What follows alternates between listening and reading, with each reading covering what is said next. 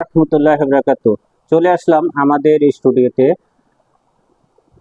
সমসাময়িক কিছু কথা বলার জন্য।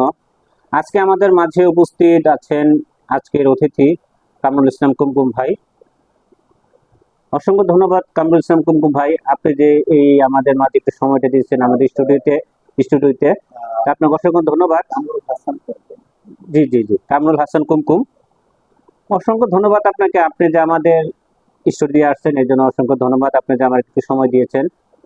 তো আমি কিছু কথা আপনার থেকে বলতে চাচ্ছি, মানে আমরা কিছু কথা আলোচনা করব যে আপনার কিছু আমাদের দেশকে নিয়ে। তাহলে একটু শুরু করি। যা আজকে আমার প্রথম প্রশ্নটা হলো, বাংলাদেশে এই অবস্থায় বর্তমান সরকার কতটুকু এগোতে পারবে বলে আপনি মনে করেন? ধন্যবাদ সোহেল সাহেব। আপনার সোহেল খান পেজের পক্ষ থেকে সম্মানিত সমস্ত শ্রোতা এবং যারা দেখছেন সবাইকে ধন্যবাদ। বিষয়টা হচ্ছে,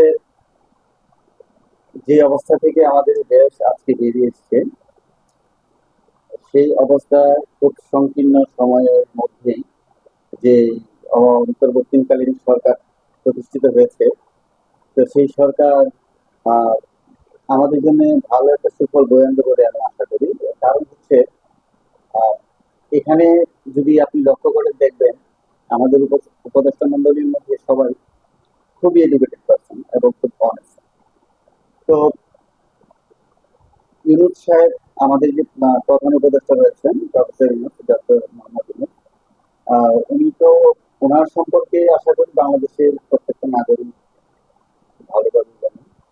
বিশ্বের, আমি যদি বলি আপনাকে, বিশ্বের 7 জন সম্মানী ব্যক্তির মধ্যে আমাদের প্রফেসর ইউনুস একজন। তো ওনার যে পরিকল্পনা, এই বিষয়গুলো ওনাকে সময় দিতে হবে। সময় দিলে হবে কি, উনি আস্তে আস্তে ওনার যে মানে সংস্কারের ভাবটা উনি যেভাবে এগোতে চাচ্ছেন, আহ, উনি কিন্তু বলছেন যে বাংলাদেশের তরুণ সমাজের কথা, যে তরুণ সমাজের প্রতি উনি একটু বেশি ফোকাস করছেন। এর কারণ হচ্ছে যে তরুণরাই পারবে আগামী বাংলাদেশকে নতুন ভাবে গড়তে। আহ, যে এই কথাটা আমি বিশ্বাস করি পারবে। আর ওনাকে সময় দিতে হবে। ওনাকে সময় দিলে হবে কি, উনি ওনার মনের মতো করে কাজগুলো গুছিয়ে আনতে পারবে। বাংলাদেশের আপামর আহ জনসাধারণ ওনাকে সাপোর্ট করতে হবে। পাশাপাশি এই দেশের যে জায়গাগুলো সমস্যা আছে, সেই সমস্যাগুলো প্রথমত ফাইন্ড আউট করতে হবে ওনাকে, এবং সেভাবে উনি করবেন। আর সেটা করতে গেলে বাংলাদেশের প্রত্যেকটা নাগরিক ওনাকে সাপোর্ট করতে হবে। সাপোর্ট না দিলে কিছু হবে না। বিশেষ করে যদি বলি, পৃথিবীর অনেক দেশই ওনার পরিকল্পনা নিতে আগ্রহী। আর আমাদের সম্পদ ডক্টর ইউনুস, আমরা কেন নিব না? তার মানে তার মানে আপনি বলতে চাচ্ছেন যে বর্তমানে যে সরকারটা আছে এই সরকারটা মানে কাজ যেগুলো করতেছে এগুলো কি ভালো করতেছে আপনি মনে করতেছে? হ্যাঁ, অবশ্যই ভালো করতেছে। তবে ওনাদের আরেকটু পরিষ্কার হওয়া উচিত যে মানে ওনারা যে সংস্কারগুলো করবেন, এটা কতদিনের মধ্যে ওনারা করতে পারবেন, বা তার একটা রোড ম্যাপ যদি ওনারা দেন, তাহলে যে বাংলাদেশে যে আপনার যে রাজনৈতিক দলগুলো রয়েছে, তো সেই দলগুলো আহ, ওটার একটা টার্গেট নিয়ে ওনারা মাঠে কাজ করতে পারবে। আর তাছাড়া ওনার সংস্কারটা যত তাড়াতাড়ি হবে, তত হুম। তাড়াতাড়ি একটা সুন্দর ইলেকশন বাংলাদেশ আচ্ছা, ঠিক আছে, ধন্যবাদ। আরেকটা যেতে প্রশ্ন পারবে। বলতে, এবারে জাতিসংঘ সফর আমাদের জন্য কতটুকু পজিটিভ, আপনি এই বিষয়ে কিভাবে দেখছেন? আসলে জাতিসংঘ এবারে যে সাধারণ পরিষদের যে সভাটা হয়েছে, এটা বাংলাদেশের জন্য খুবই কাঙ্ক্ষিত ছিল, এবং সেটা হয়েছে। আর আমি ব্যক্তিগত দৃষ্টিকোণ থেকে যে মনে করি, এবারের সভাটা, এবার জাতিসংঘ মিশনটা আমাদের জন্য সুফল বয়ে আনবে। এই জন্য বয়ে আনবে যে বাংলাদেশের যে নতুন অন্তর্বর্তীকালীন সরকার প্রতিষ্ঠা হওয়ার এই কিছুদিনের মধ্যে, অল্প সময়ের মধ্যেই যে আমরা জাতিসংঘ যেতে পেরেছি, আমাদের সরকার যেতে পেরেছে। তো সেখানে উনি যে সুস্পষ্ট বক্তৃতা রেখেছেন, সেই বক্তৃতাটা বা যে বিষয়গুলো নিয়ে আলোচনা করেছেন, প্রত্যেকটা বিষয় খুব গুরুত্বপূর্ণ ছিল।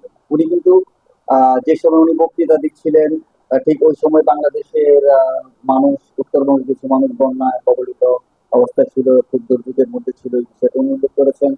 আর বিগত দিনে যে স্বৈরাচার সরকার, দুর্নীতিবাজ, প্রত্যেকটা সেক্টরে যে দুর্নীতি হয়েছে, প্রত্যেকটা সেক্টরে যে অনিয়ম হয়েছে, বিভিন্ন সেক্টর গুলোকে কুক্ষিগত করে রেখে নিজেদের মতো করে পরিচালনা করা, বিচার বিভাগ, প্রশাসন, এভরিথিং সবকিছু যেভাবে কন্ট্রোল করেছে, এভাবে তো আইনের শাসন ছিলই না, একটা ভঙ্গুর অবস্থা ছিল। তো সেই বিষয়গুলো উনি তার মানে বলেছেন যে আমাদের দেশে যে না না তার মানে আপনি বলতে চাচ্ছেন যে এবারে যে জাতিসংঘে যারা সফর করলো সফরটা কি সফল হবে? আপনি মনে করেন যে এই সফলটা বই আনবে কি? আপনি মনে করতেছেন যে হ্যাঁ, বই বই আনবে? আনবে। আমি একটু মানে বলি, কিভাবে বই আনবে আপনি সেটা একটু আমি বলেন। একটু বলি। হ্যাঁ দেখেন, বলেন। 3 দশকে বাংলাদেশের কোনো রাষ্ট্রপ্রধান কিন্তু আমেরিকার প্রেসিডেন্ট দের সাথে, রাষ্ট্রপ্রধানের সাথে কিন্তু কখনো দ্বিপাক্ষিক বৈঠকে আলোচনা করেনি। হুম আর আমরা দেখলাম 3 দশক পরে ডক্টর মোহাম্মদ ইউনূস কিন্তু জো বাইডেনের সাথে একটা বৈঠক করেছেন। হুম আমরা সেখানে জো বাইডেন বলেছেন যে বাংলাদেশের সব দিক দিয়ে উনি সমর্থন করেন। আমরা কিন্তু দেখেছি জাস্টিন ট্রুডো কিন্তু কথা বলেছেন, দেখেছি জাতিসংঘের আহ মহাসচিব শুভেচ্ছা বিনিময় করেছেন। আমরা পাশাপাশি দেখেছি এই, আরো বিভিন্ন বিশ্বের এই, বিশ্ব নেতাদের সঙ্গে উনি কথা বলেছেন আচ্ছা। এবং যারা আশ্বস্ত করেছেন। জি। তো সেই দিক দিয়ে তো আমরা আশাবাদী হতেই পারি। ঠিক আছে আপনার কথা।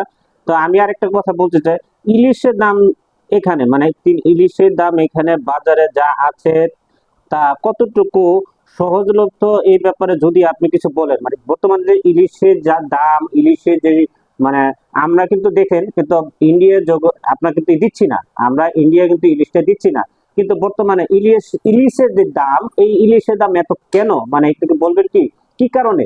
আসলে ইলিশ তো আমাদের জাতীয় মাছ, আমরা এই মাছটা খুব শখ করে খাই, আর এটা আমাদের দেশের মানুষ খুব পছন্দ করে।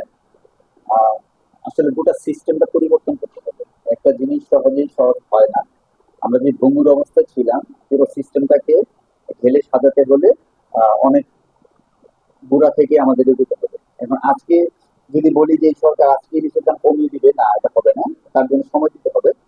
আমরা আশা করতে পারি হয়তো বা এই বছর আমরা ইলিশটা যেভাবে মানে যে দামে পাচ্ছি, সামনের বছর হয়তো বা আর একটু কমে পাবো, আশা রাখতেই পারি আমরা। আর সহজের যে কথাটা, সহজ তো আসলে আরো সহজ হলে আমাদের জন্য আরো ভালো হবে। আর এই যে রূপালী ইলিশ, বাংলাদেশের জাতীয় মাছ, এটা আমরা 600-700 টাকায় কেন খাবো? কিন্তু আরো কম। আচ্ছা ঠিক আছে ভাই, আপনি অনেক সুন্দর কথা বলেছেন, আমাদের স্টুডিওতে সময় দিয়েছেন, আপনাকে অসংখ্য ধন্যবাদ। আপনি খুব গুরুত্বপূর্ণ কিছু বললেন। দা আমরা চাই যে ইলিশ মাছ মানে বর্তমানে যে ইলিশ মাছটা এটা সবার হাতে নাগালে থাকুক। অনেকে কিন্তু আপনি ইলিশ মাছটা খেতে পারে না দামের কারণে, যে ইলিশটা আপনার আমাদের দরকার, যে এখন আপনার রপ্তানি আমরা করতেছি না, ঠিক আছে, আমাদের ইলিশ মাছটা কম থাকার কথা কিন্তু আমরা সেটা পারতেছি না, এবং কিসের জন্য দাম তাও বুঝতেছে। কিন্তু আমি সরকারের কাছে বলবো যে এইটা দেখার জন্য যে ইলিশ মাছটা কেন এত দাম। আমরা আশাবাদী যে দাম আর একটু হাতের নাগালে লাগুক, আপামর জনসাধারণ সবাই ইলিশের স্বাদ গ্রহণ করুন। হুম। আহ সেই সাথে বাংলাদেশের মানুষ ইলিশটাকে আহ খুব সহজভাবেই কিনতে পারুক, সেই আশাবাদ আমরা ব্যক্ত করি, আমরা আশা করি। আহ সহজ হলে সবার জন্য সহজ। অসংখ্য ধন্যবাদ ভাই, আপনি আমাদের স্টুডিওতে আসার জন্য অসংখ্য ধন্যবাদ। ভালো থাকবেন, সুস্থ থাকবেন। ধন্যবাদ সোহেল ভাই, হ্যাঁ। আপনাকেও, আপনার সমস্ত দর্শকদেরকেও ধন্যবাদ। আসসালামু আলাইকুম।